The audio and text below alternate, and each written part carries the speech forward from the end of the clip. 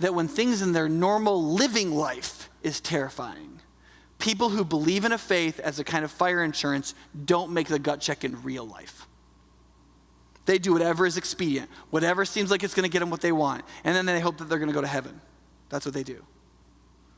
People who actually believe in Jesus, here's what I know from being a pastor now for like 20 years in one kind of ministry or another. Here's what I really struggle with.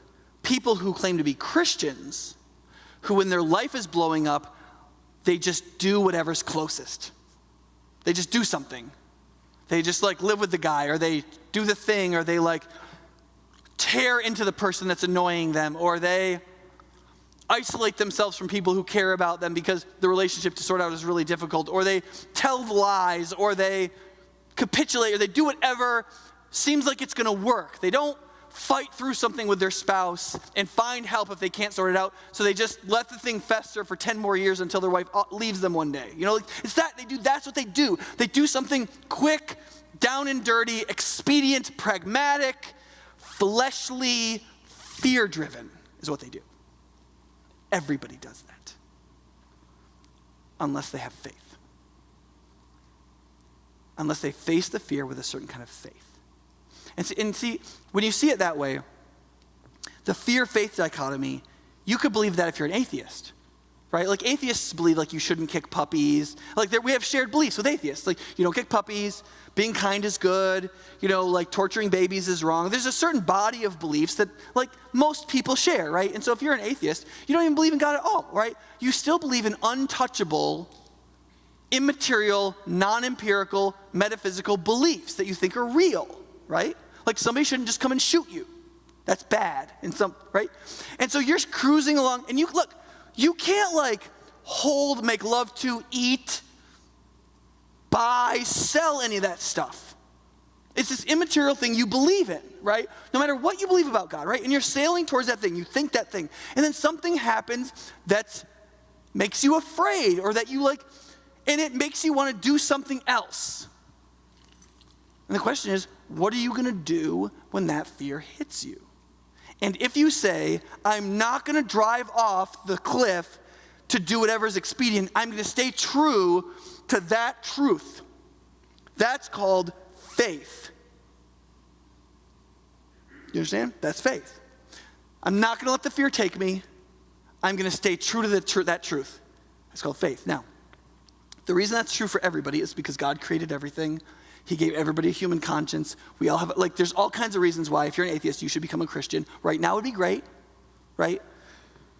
But Jesus stands as the way, the truth, and the life, okay?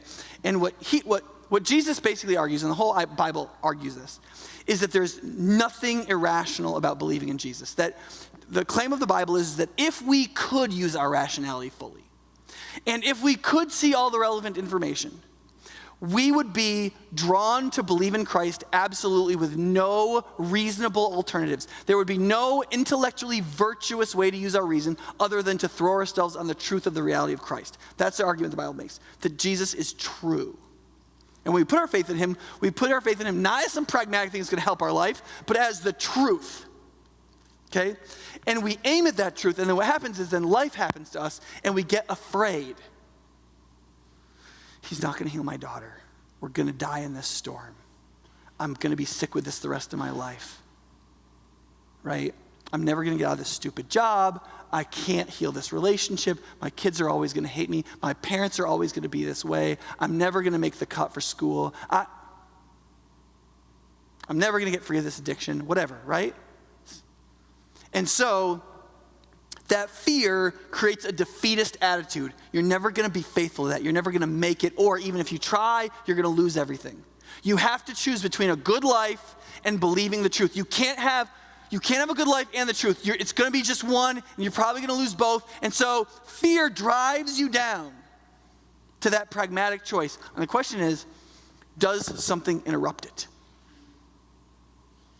Does the amazing presence of Christ and the grounding greater fear of losing everything interrupt the mental takeover of fear and say, no, I will not lose faith. No, I will not retreat. I will not surrender. I will not give into this thing. I will not do what people expect me to do again. I will not do it. This is what is true. This is what is good. This is what is beautiful. And it is embodied in Christ himself, and I belong to him, and everything obeys him. And everything will be exposed, and I will proceed.